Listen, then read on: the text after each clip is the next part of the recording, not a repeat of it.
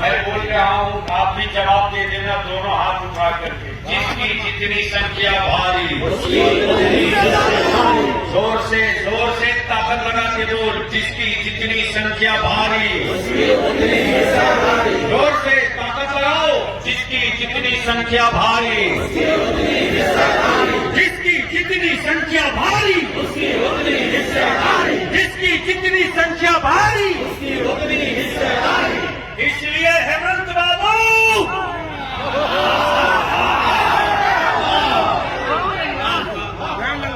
अब तक राजनीतिक पार्टियों के वर्करों से पल्ला पड़ता था, अब मुस्तफा के बारिश से पल्ला पड़ गया है। दुनिया का कोई सिक्का नहीं जो इन्हें खरीद ले। जो बाजारे मुस्तफा में बिक चुका है, उसकी कोई कीमत नहीं लगा। आबादी के एतबार से विधानसभा में 23 MLA की सीट लेंगे। हिस्सा मेरा 23 का बनता है। बोलो, लेना चाहिए कि नहीं? जोर से बोल, लेना चाहिए कि नहीं? अब अगर कोई बड़ा फैसला इदारे शरिया ले तेरे बेटों की हिस्सेदारी के लिए, तो साथ होंगे कि नहीं? जोर से बोलो, जोर से बोलो। कहीं ऐसा तो नहीं कि कोई आकर के डरा दे किसी चुचुंदर, किसी बंदर, किसी बिल्ली से और मत डरो। सेकुलर कराने वालों की पोल खुल गई, पोल खुल गई। उनकी बिरादरी का वोट उनके कब्जे में ले गए।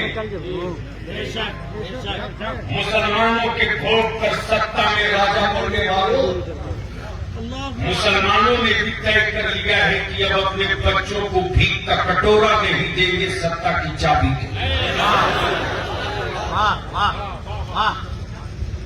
वो तो दफा हो गई। एक बार नहीं, कई बार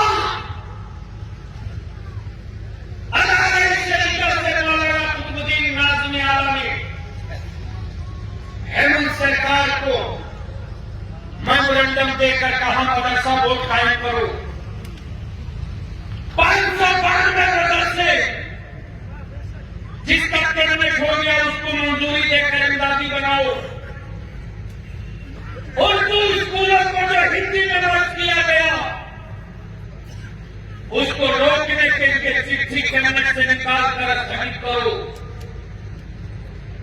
लेकिन राजा बाबू के कान पर चूं नहीं रेंग रही, इसलिए ये समझ रहे कि मुसलमानों के पास विकल्प क्या है।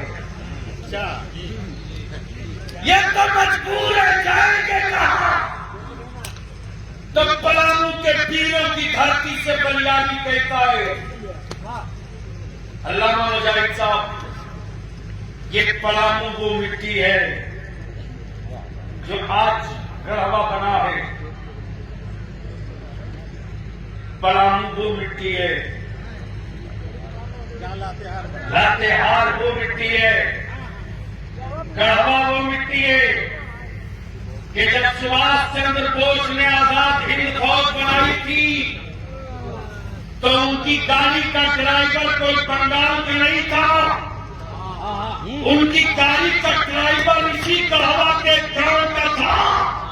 कोई आजादी की जंग लड़ने वाले सुभाष चंद्र बोस को भी बंगाल के ड्राइवर पर भरोसा नहीं था, लेकिन रसूलुल्लाह के एक गुलाम पर अटूट भरोसा था कि मुसलमान है, ये गद्दार नहीं हो सकता। ये वीरों की मिट्टी है। इसलिए मैं अर्ज करूंगा कोई जाना नहीं, लेकिन प्लीज एक भाई साहब नहीं, अभी 10 मिनट जो भी